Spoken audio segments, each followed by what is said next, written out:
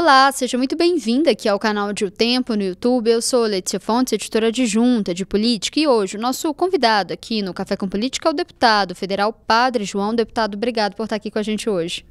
Letícia, eu que agradeço e sempre à disposição. Quem vai participar aqui também da nossa conversa é a repórter de política Érica Giovannini. Obrigada, Érica. Obrigada, Letícia. Prazer, Padre João. Queria, viu, Érica? Revelo. Aqui com você. Deputado, primeiro eu queria começar falando um pouco sobre 2026, né? A gente está há quase um ano das eleições, o próximo ano, há menos de um ano das eleições, e parece que o PT ainda não tem um caminho muito definido de como que vai seguir nessa questão estadual, em Minas Gerais.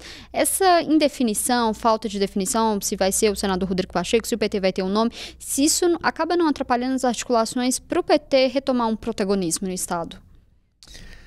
Eu acho que teve algumas situações importantes considerar. Acho que alguns partidos tentaram já se estruturar com chapa de maior diálogo, e o PT participou do PED, que é essa eleição interna. Então acho que isso consumiu muitas nossas energias nesse processo interno. Outro fator que deve ser considerado é a mudança na lei eleitoral, que antes exigia tanto domicílio eleitoral 1 ano e filiação também com 1 ano. Quando muda que a filiação eleitoral pode ser 6 meses, isso também eu entendo que protela as decisões, os entendimentos. Mas o PT, tivemos uma reunião, né, na semana passada, com a bancada federal, a nova presidente, porque agora a deputada Leninha, que assume a presidência, então ela está pegando pé das coisas nesse momento. E na reunião a gente também pode mostrar um calendário, que é de fato ela ser protagonista de todo esse processo, é verdade, com o apoio não só da executiva, mas dos outros, né, nosso, enquanto deputados, nessa construção. Então, acho Qual que é esse calendário até então? Essa agenda principal é um diálogo de fato com o Rodrigo Pacheco. Porque o senador Rodrigo Pacheco ele tem sido provocado em todas as agendas que o presidente Lula fez em Minas, não só provocado, mas com fala, garantia de fala. E na última fala dele, ele disse, olha, eu não vou me acovardar. Essa frase ficou bem marcada. Não vou me acovardar. Então, acho que o que a conjuntura política exigir dele, ele está à disposição. Ele disse isso num ato público, né? Então, essa agenda com o Pacheco, essa agenda também ampliada com a executiva e os prefeitos, né, do Partido dos Trabalhadores, prefeitas, e uma agenda com outras lideranças que estão se colocando à disposição também. O próprio Calil não está fora do jogo, não é? Também outras lideranças do PT. Eu ia até perguntar como que o senhor avalia o Calil, a candidatura do Calil, se acha que ele pode acabar recebendo um apoio da esquerda? Olha, eu acredito que sim. Não vejo resistência ao Calil, foi o nosso candidato. Mas ele falou em algumas entrevistas que se arrependeu ali do PT, de estar com o PT, que ele não quer essa questão da polarização, se isso atrapalharia ali um apoio, ou não, se restou até alguma mágoa. Às vezes a pessoa fala, e é próprio também do Calil, né? Fala alguma coisa assim, porque ele não manda recado, o que falar ele fala. Mas na política, às vezes, essa gente reconsidera algumas falas. Eu não tenho dúvida de que ele próprio também pode estar reconsiderando, até porque eu abracei a campanha do Calil, fizemos muitas boas agendas no interior e posso dizer sem sombra que foi mais o PT que fez os melhores atos na campanha do Calil, foi a gente que fez. Acho que ele foi abandonado pela liderança do partido, do PSD. E não pelo PT. Então, eu não vejo que as portas estão fechadas de forma alguma e possibilidade de um diálogo e de entendimento. Então, acho que faz parte também dessa conversa com ele, como também conversa interna. Nós temos pré-candidatos em nível majoritário que têm chance. O deputado Rogério Correia foi candidato também em Belo Horizonte, né? A ministra Macaé é um nome que também sempre enquanto mulher negra, é um diferencial importante e a competência e dedicação também dela. O nome que sempre se colocou à disposição também, o próprio Reginaldo Lopes. Então, acho que nessa conversa, todos eles autorizaram a também ter esse diálogo. Ou seja, a Letícia e Érica, a importância nossa, e é um consenso entre todos nós, é a reeleição do presidente Lula. Então, em que cada um vai contribuir nesse processo, a própria conjuntura que vai nos orientando. Eu acho que a gente tem que ter essa sabedoria, o discernimento, e não deixar prevalecer vaidades que comprometam um projeto maior, porque Minas Gerais é estratégica, sempre foi nas eleições, né, em nível nacional. Agora, essa estratégia ela tem que ter nomes fortes ou ter uma construção também ampla aqui, é muito importante para a reeleição do Lula. Agora, deputado, só aproveitando aí que o senhor mencionou alguns parlamentares como candidaturas próprias aí para o governo do estado, Reginaldo Lopes, Rogério Correia, enfim, como possibilidade de candidatura do partido, do PT. Essas candidaturas não prejudicam aí as cadeiras do Congresso, que são tão assim importantes, a gente vê mais ainda para o PT nessa oscilação que tem do Congresso entre apoiar Lula e não apoiar, né? Então, assim, existe uma oscilação muito grande no Congresso de base, enfim. Isso não prejudica sair da cadeira parlamentar para ir, né, para uma candidatura? Até porque a gente vê um Congresso bastante de direita, né? Se essa também não é uma prioridade do governo em priorizar essas candidaturas para a Câmara, para o Senado. Então, acaba puxando muito voto. É verdade, Érica, Letícia, é prioridade. Porque o que a gente percebe, o Lula como favorito, há quem fala, dá uma possibilidade até já em primeiro turno, dele ter uma vitória em primeiro turno, mas não podemos. A reeleição do Lula é muito importante, mas a gente tem que renovar o Congresso com pessoas mais comprometidas, né, com a soberania do país, com a democracia, pessoas mais comprometidas com as políticas e programas. Infelizmente, o Congresso hoje ele está altamente contaminado por interesses próprios, às vezes até familiar. Como que coloca uma agenda para proteger uma família, uma pessoa mais importante, passa a ser central e pode prejudicar o país como todos, né? A taxação foi uma consequência disso. Ou seja, você sacrifica a nação inteira para proteger uma pessoa. Então, e ali, com um conjunto ali de parlamentares que apoiam, como apoiaram, né, a anistia, como apoiaram a blindagem, como ainda está rondando a dosimetria. Então, na reunião que nós estivemos, analisamos a chapa. Qual a chapa que tivemos em 2022, né? Chapa federal, estadual, e a importância de estar buscando nomes. Acho que o PT tem uma chapa até forte em nível estadual, mas no plano federal a importância da gente estar buscando lideranças com potencial de voto também para melhorar. Eu acho que o resultado nosso foi excelente. Nós tivemos 10 parlamentares, equiparam com São Paulo, que também elegeram 10. Então nós ficamos ali no topo do número de deputados federais eleitos. E tivemos a sorte, porque mesmo na federação, todos fomos do PT. Teve a contribuição do PV e PCdoB, mas ficaram na suplência. Então, como eu acho que agora tem estratégia diferenciada do PV, de estar tendo menos candidato e concentrar, né, em um nome, PCdoB sempre também teve essa estratégia, então cabe a gente do PT, que temos interesse maior na questão majoritária e a reeleição do Lula, de organizar também uma boa chapa para, no mínimo, não ter queda. Eu acho que isso é possível. Quando a gente vai analisando os votos, nós tivemos, bem dizer, a metade da nossa chapa teve menos de 10 mil votos. Eu acredito que é possível a gente ter uma chapa, toda ela, com candidatos acima de 10, 15 mil votos. Então, nesse sentido de que é muito importante, eu não acredito que desfalca, porque quando a gente organiza também uma chapa estadual forte, para ter um palanque forte do Lula, isso também ajuda, colabora tanto na chapa federal quanto na chapa estadual, sobretudo tendo, enquanto cabeça de chapa, o 13, o Lula. Esse voto de legenda, ele ajuda muito também. Então, acho que não desfalca, tem o que pode perder em nome, ganha no voto de legenda. O senhor mencionou alguns nomes ali que poderiam ser até uma alternativa, um plano B para o PT, para o governo do estado, mas falando em Senado, o Senado não vai ser uma prioridade? Quem que vai disputar essa vaga ali do PT para o Senado? Macaé, Marília, Reginaldo? Olha, a Marília, eu tive também conversa com ela pessoalmente, e ela está também nessas agendas, né, da presidenta do PT estadual, da bancada, desse diálogo com ela. Ela se sente, eu acho que, muito mais motivada ao Senado, a contribuir no Senado.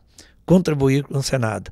Então é isso, eu acho que é um nome forte que temos, uma pessoa não só na metropolitana, mas que também pelo PT a gente tem essa capilaridade no estado inteiro. Então é um nome forte. Mas o PT vai focar nessa questão do Senado? Porque o PT nunca conseguiu fazer uma cadeira do Senado em Minas Gerais. Se essa não seria a hora. E aí eu pergunto nessa questão da Marília, porque muito se fala do Alexandre Silveira também disputar uma vaga para o Senado, se isso acaba ali não dividindo votos entre Marília e o Alexandre Silveira. Então são duas vagas e...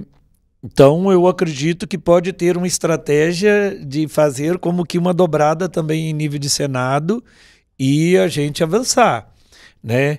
Ela não pode estar divorciada ali, acho que é a campanha, é o meu ver. Acho que já erramos anteriormente quando, às vezes, as duas candidaturas não se alinharam tanto. Foi no caso, por exemplo, da Dilma e o Miguel. Então, acho que tivemos erros. Eu acho que quando a gente fala a candidatura da Marília, não estamos excluindo o Alexandre.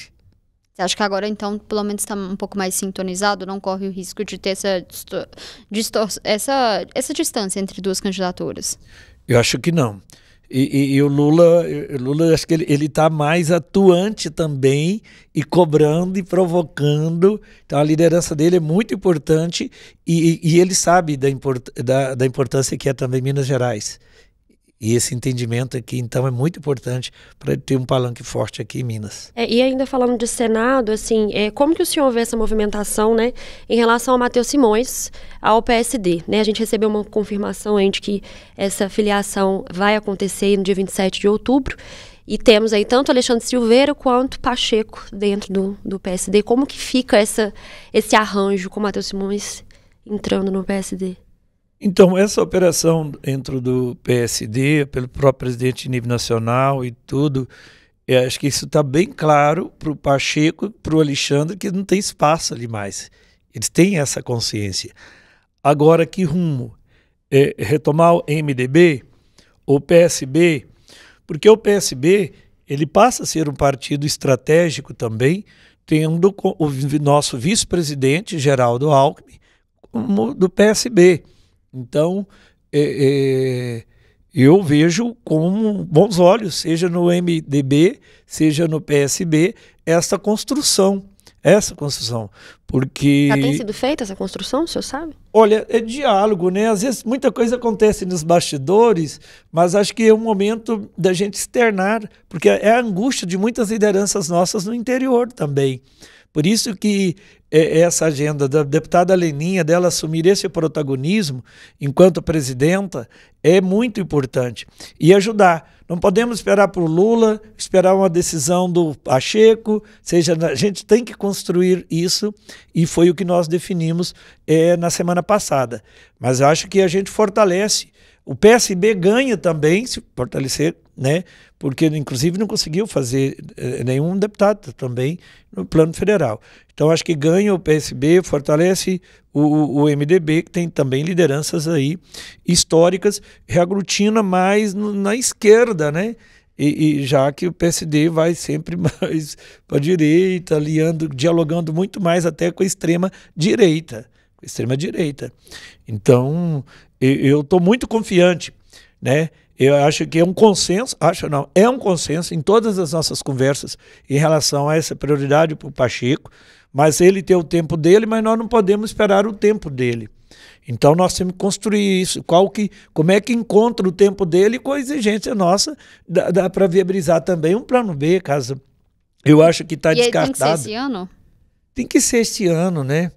Tem que ser, porque, olha, tem a questão do STF que passa por aí, eu acho que fica um pouco distante, a situação dele também, acho que ele, do Pacheco, eu não falo por ele, né? É a minha percepção, mas fica difícil até mesmo a segunda vaga no STF, porque a próxima pessoa é a Carmen Lúcia, que já anunciou que vai renunciar também, então acho que ali tem que ser uma mulher para o STF.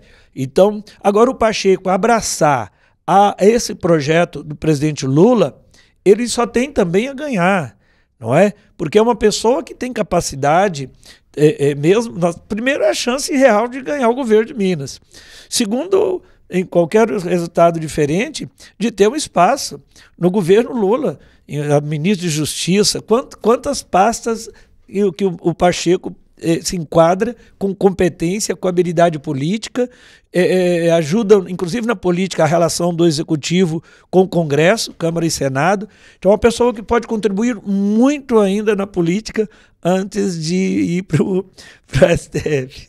Só nessa questão, né? O tempo do Pacheco tem que coincidir com o tempo do PT, mas por conta dessa impossibilidade, o senhor acredita que, por conta do desgaste, principalmente do governo do Fernando Pimentel em Minas, é possível ter uma candidatura própria do PT? Veja, o Pimentel, ele não conseguiu travar um diálogo com os prefeitos, totalmente diferente do Pacheco. O Pacheco, ele é muito querido pelos prefeitos. Eu rodo Minas Gerais inteira. Mas eu falo do PT, tem um nome, né? Nenhuma eventual ausência do Pacheco, dele não ser candidato, né? O senhor mencionou que, né, tem construído ali plano B, é uma alternativa. Não tendo Pacheco, por conta desse desgaste com o Pimentel, o senhor acredita que o PT tem chance ali e poderia ter uma candidatura própria?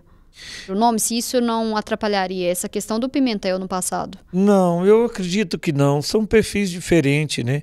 Se pega a própria Marília, embora ela fala que prefere ir para o Senado, né? Tem um perfil.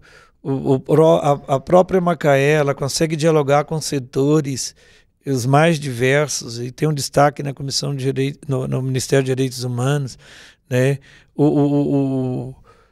Citei também o Rogério, que tem um recalque, pode ter da candidatura, né, a prefeito, que teve um trabalho no interior também. O Rogério tem votação no estado inteiro, tem um trabalho voltado para a educação, que tem uma capilaridade também, em parcerias com outros deputados.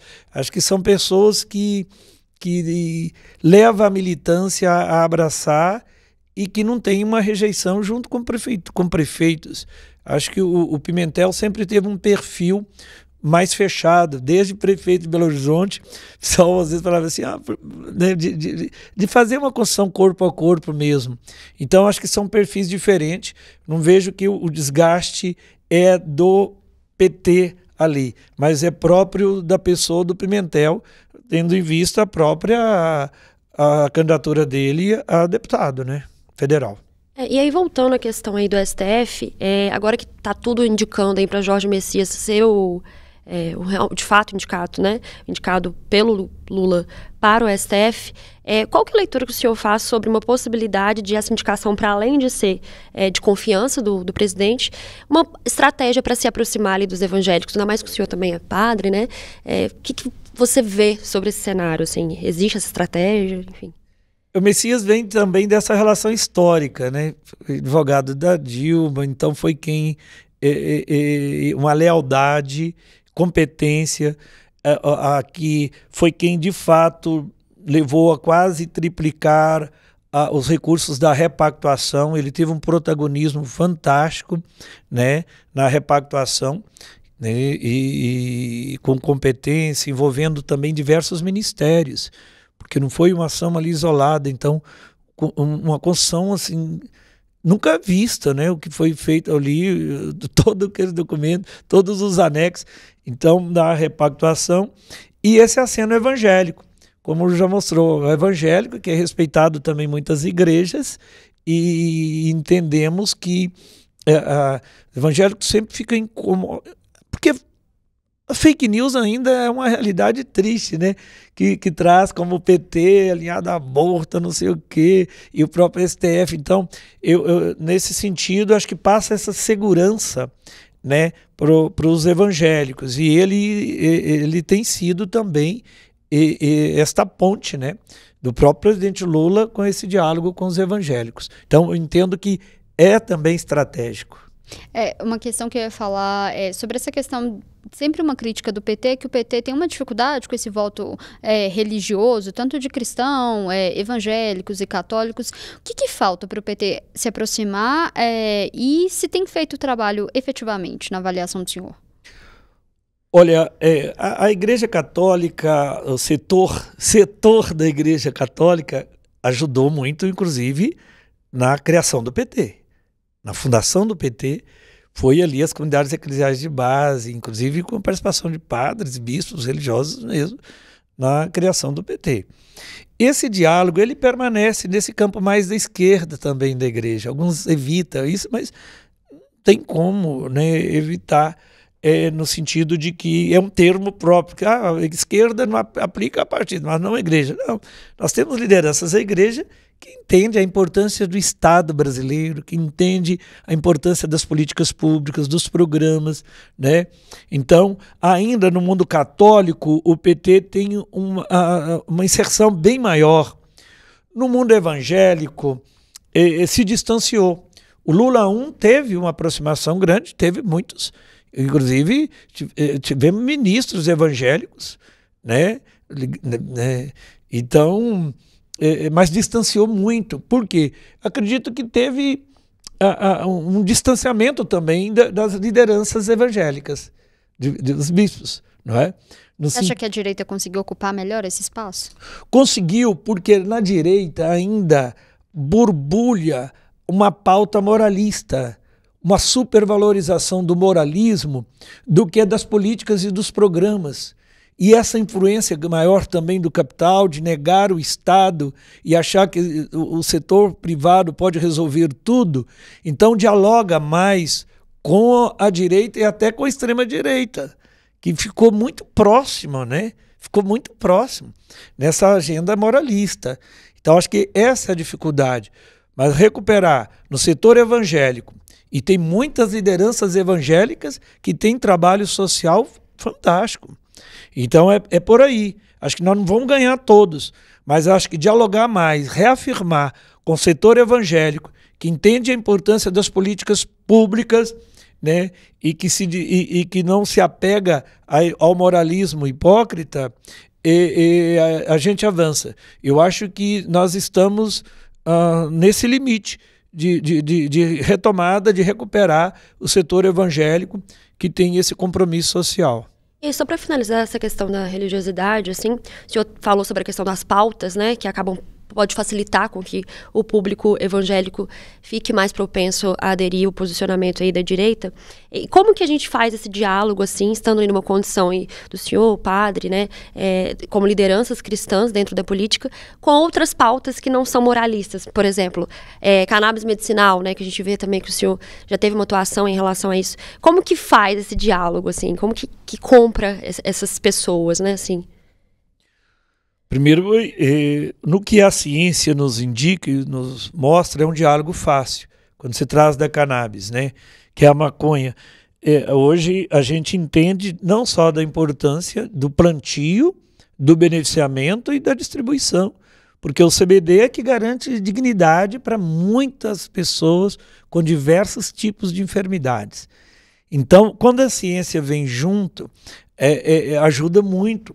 Então, acho que hoje a gente tem também, inclusive sobre o canabidiol, como pastores evangélicos, a gente tem dialogado e mostrado, olha, é Deus que criou, essas plantas, elas vêm e tudo que Deus criou é bom, é o homem que não pode distorcer a utilização, nem das plantas, nem de qualquer outro equipamento.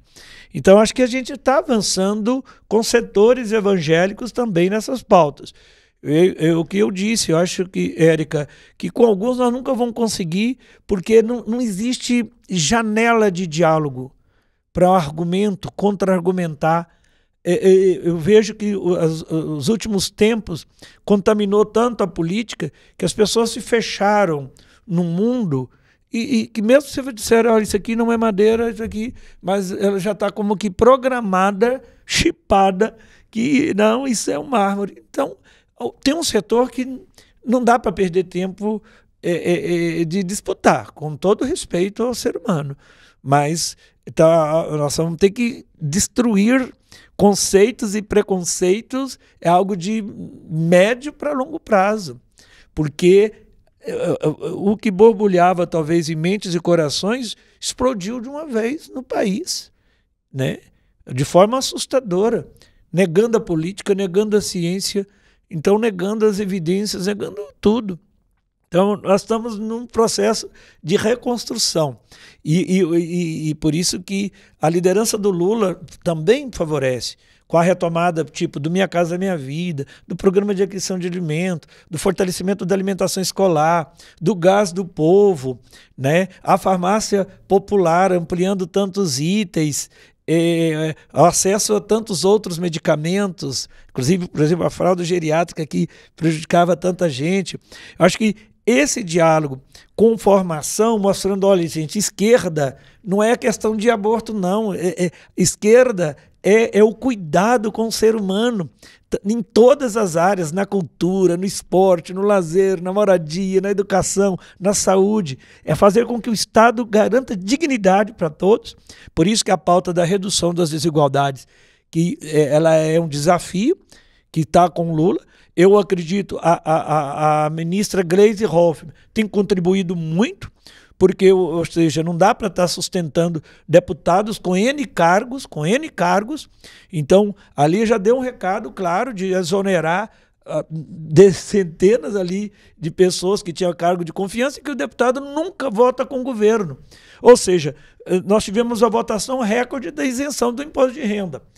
0 até 5 mil e gradativo até R$7.350. Ou seja, uma pauta que consegue dialogar. Agora, para recompor com a taxação de grandes fortunas, das bets, aí não querem. Então, ou seja, eu quero só a benesse do governo.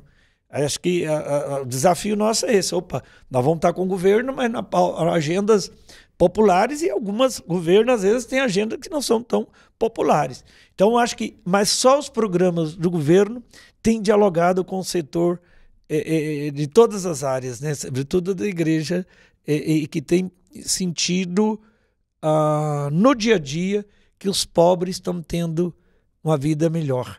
Desde o preço do combustível, que caiu de novo e que desencadeou na queda também da inflação, sobretudo sobre alimentos, que é o dia a dia do cidadão. E esse diálogo com o Congresso aí que o senhor citou sobre, né, taxação de grandes fortunas, que aí acaba que antes o Congresso parece que deu uma reviravolta e conseguiram aí a isenção de imposto até 5 mil, e aí com a taxação de grandes fortunas, outras pautas trazidas ali pela base do governo Lula, parece que, de novo, teve uma reviravolta no Congresso e licenciamento ambiental também. Licenciamento ambiental. Como é que fica aí essa relação do Congresso que está estremecida? Ora, dá uma melhorada, mas piorou novamente. O que falta na articulação?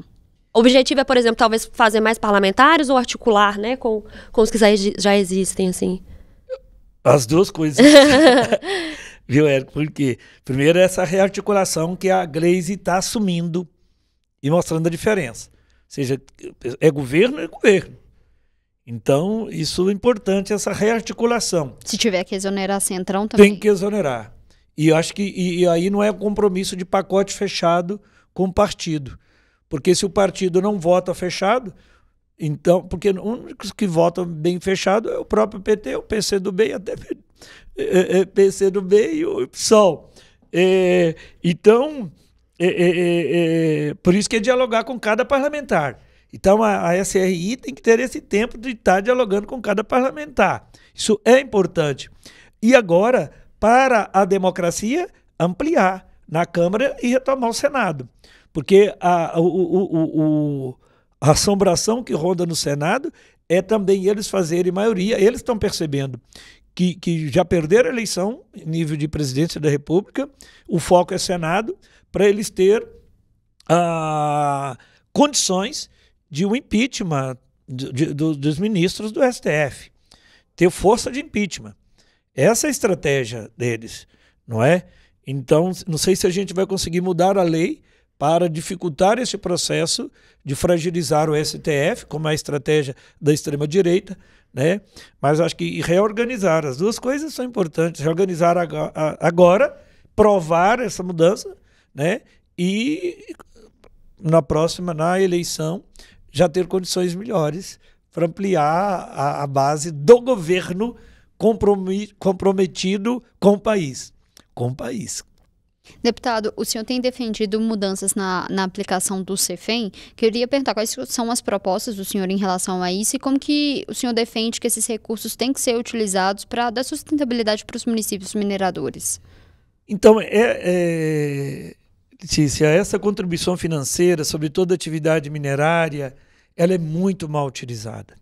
Embora, como é um recurso que pertence à União, e nós avançamos numa linha de distribuição, um percentual que fica com a União, outro percentual com o Estado, os municípios que têm atividade direta e ampliamos para aqueles que têm atividade indireta, mas que são impactados numa alíquota menor.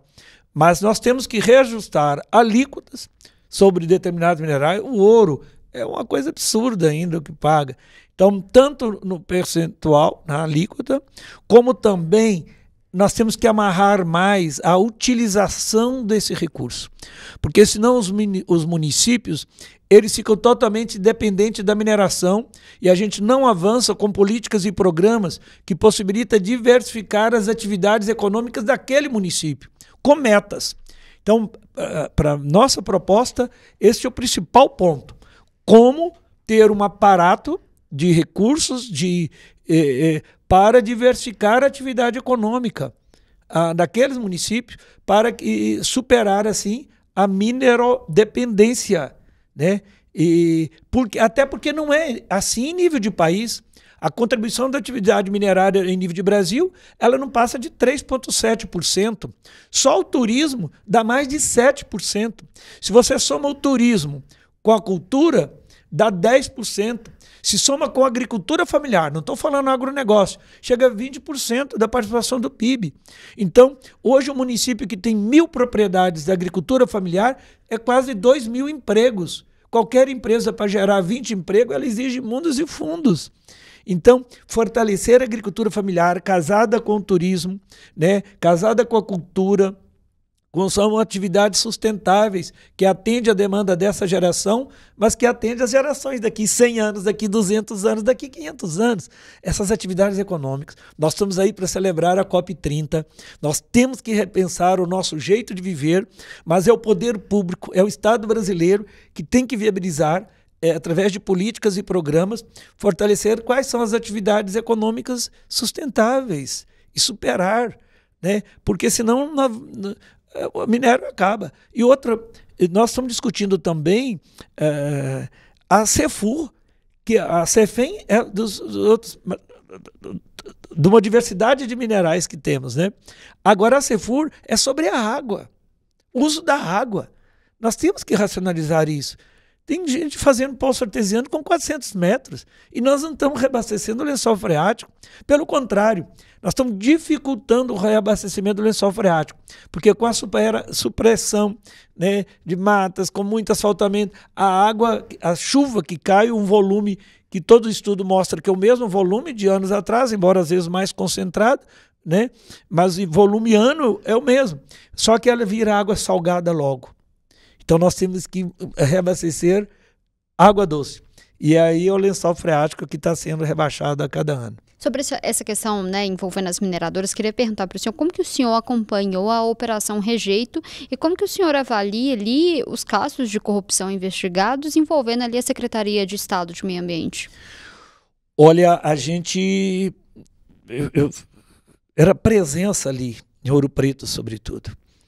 de ir, de denunciar, de criar obstáculos, porque ali é um patrimônio histórico, é um patrimônio arqueológico, ali tem agricultores, tem atividades sustentáveis ali, né? Ah, mas o minério está aqui. Opa, está aqui, mas não está em tantos outros lugares. Se for explorar, não é este o critério.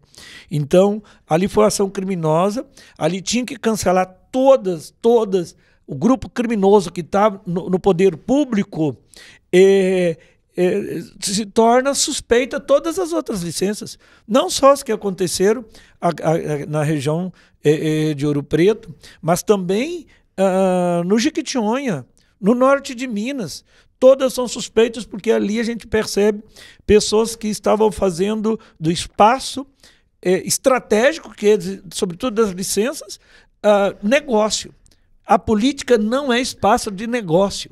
Não pode ser espaço de negócio. Então, temos que apurar. Nós não podemos permitir agora uma operação abafa, porque está chegando no fulano, porque está chegando no Beltrano, e nós sabemos que tem mais gente grande. O senhor falou até de mudanças ali. O senhor acha que tem que ter mais mudanças na secretaria? Eu falo até, talvez, mudança na secretária? Olha, é porque é um absurdo, né? Muitos ali sabiam do processo, então... E que às vezes vem de longa data. Não é fácil. Olha, eu estou na política em comandato desde 2003. E eu sempre fico assim, opa, isso cabe denúncias. Infelizmente, às vezes, a própria Agência Nacional de Mineração sempre foi um desafio enorme. Eu acho que agora moralizou um pouco a NTT, Agência Nacional de Transporte Terrestre, porque eu sempre falei assim, é inconcebível tal concessão. A própria 040, até hoje, eu não engulo, né? Ou seja, como que o Ministério Público pudesse atuar mais? Então, eu acho que é preciso mudança, porque ainda o governo de Minas ele está numa superproteção de uma atividade predatória, numa lógica predatória. Uma coisa é defender a atividade da mineração, outra coisa é proteger a atividade predatória, por isso que acho que esperamos mais mudanças e esperamos que ainda as pessoas comprometidas com a corrupção, né, sejam presas, sejam punidas. Porque tem um grupo preso, mas a gente sabe que tem mais gente envolvida no processo. Deputado, já caminhando para o final, a gente falou um pouco ali de representatividade do governo Lula e essa busca ali das minorias. Logo quando o presidente ganhou a eleição e ele subiu a rampa com diversas minorias. E agora, falando, né, de indicações ali para o STF, principalmente, a gente vê dos cotados só homens brancos. Fica uma frustração nessa falta de representatividade, se não é uma contradição do que aconteceu no início e o que fica agora? Eu acredito que o presidente Lula ele aproximou muito das minorias na reestruturação dos ministérios, igualdade racial, indígenas, o próprio Ministério do Desenvolvimento Agrário, né, na Fundação Palmares. Acho que tem muitos setores ali, a própria promoção de saúde, muitas áreas. Acho que há essa aproximação. E com as políticas públicas também, as que eu citei aqui, do acesso ao alimento. O Brasil saiu do mapa da fome em curtíssimo prazo, curtíssimo tempo, né? Porque o povo até pouco tempo era na fila do osso. Hoje o acesso ao alimento está sendo sagrado e além de universalizando, por exemplo, os restaurantes nos institutos federais, nas universidades. É um ganho enorme. 100 novos institutos federais. É o primeiro instituto federal quilombola do Brasil, aqui no Alto Jequitinhonha, lá em Minas Novas. Então, aproximamos com políticas e programas estruturantes. Agora, em relação ao STF, é o que a gente fez uma referência. Eu acho que ali, Jorge Messias, ele tem essa estratégia, que acho que a competência, a lealdade, dedicação, mas também a cena pelo mundo evangélico. Mas eu acredito que o próximo nome tem que ser de uma mulher. Eu não tenho dúvida, né? Ser uma mulher, né? E que tenha também o mesmo nível de lealdade, de cumplicidade com a nossa democracia, com a soberania do nosso país. Porque eu acho que o que o Lula quer esperar é isso também, né? Dedicação, competência e fazer valer a nossa Constituição, a nossa soberania. Não é alguém para proteger o Lula ou para proteger o PT. Eu acho que nunca foi assim, na verdade. Se pega as nomeações que foram dedicadas por Lula e pela própria Dilma, não foram ministros que ficaram lá a serviço do PT, como alguns falam. Falando ainda de atuação do Lula, apesar de mudar um pouco o assunto, a gente viu aqui em Belo Horizonte uma movimentação muito grande em torno da tarifa zero, né? Do projeto Tarifa Zero, embora não tenha sido aprovado e etc.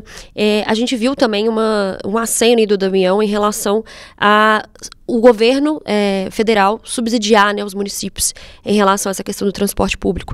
Eu queria saber se depois do movimento que teve em Belo Horizonte, refletiu de alguma forma assim, nessa atuação do governo federal em relação a esse tema da Tarifa Zero, se o senhor se envolveu em algum sentido nisso, enfim. A Tarifa Zero, ela passa a ser a agenda mais importante para o país. Acho que são as duas pautas que vão nortear um pouco a eleição, que é o fim da escala 6x1 e a Tarifa Zero.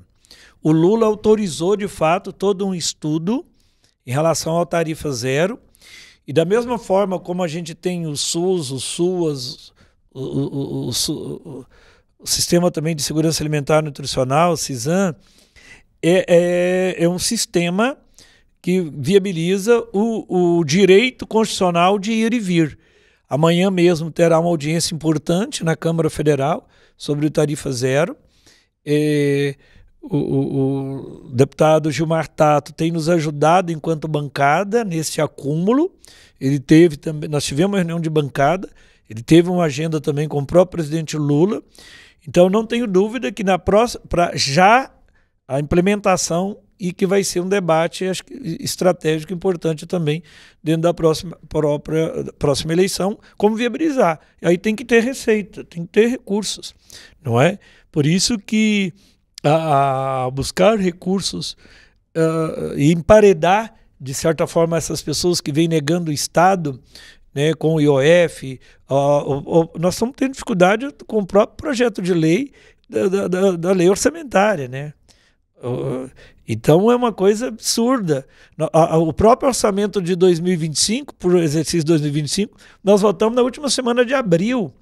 Então nós temos que superar esse Congresso chantagista do toma lá da cá e que pensa neles, não pensa no povo, com essas pautas mais importantes. Estava preocupando com blindagem, preocupando, né, com a dosimetria, tem deputados preocupando com a dosimetria, mudar, ou seja, que na verdade é anistia. Então, essas das tarifas, uma das projetos mais importantes para o nosso país, que é a Tarifa Zero, e me permita também acrescentar a redução da escala de 6x1.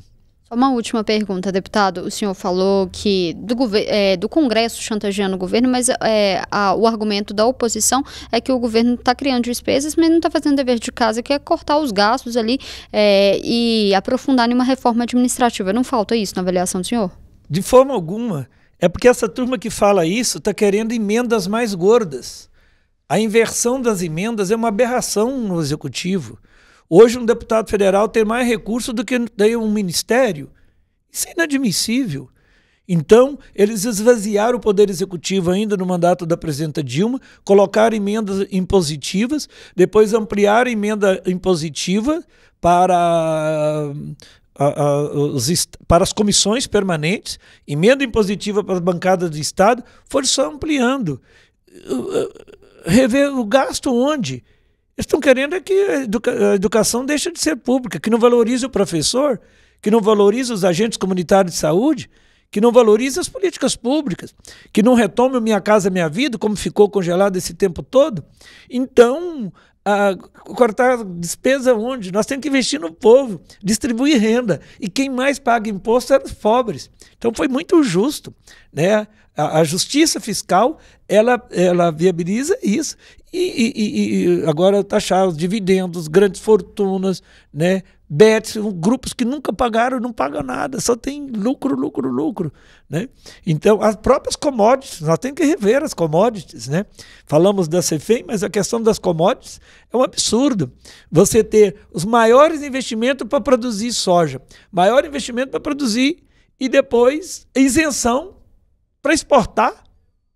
Isenção para exportar. Isso é uma aberração. Detona o meio ambiente, detona todas as coisas, inclusive o gado vivo. Nós temos exportações que a gente tem que rever e ter mais recurso para ampliar nessas políticas e nesses programas.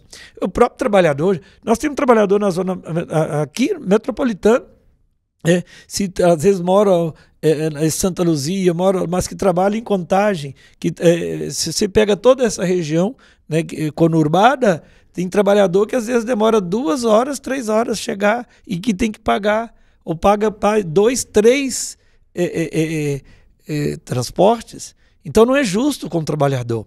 Por isso que acho que é casado, tanto a redução de jornada, quanto também sem reduzir o salário e também esse direito constitucional de ir e vir, né, que é a tarifa zero.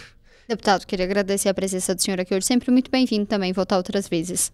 Eu que agradeço a você, viu? Agradeço também a Érica, viu? Um prazer, 2 mulheres aqui, né, Letícia, a Érica, e ter dialogado aqui com vocês. Espero que esse diálogo ele provoque também a quem aqui acompanha o Café com Política. A gente fica por aqui, mas você acompanha esses e outros conteúdos aqui no canal de O Tempo, no YouTube e também no portal otempo.com.br. Até mais.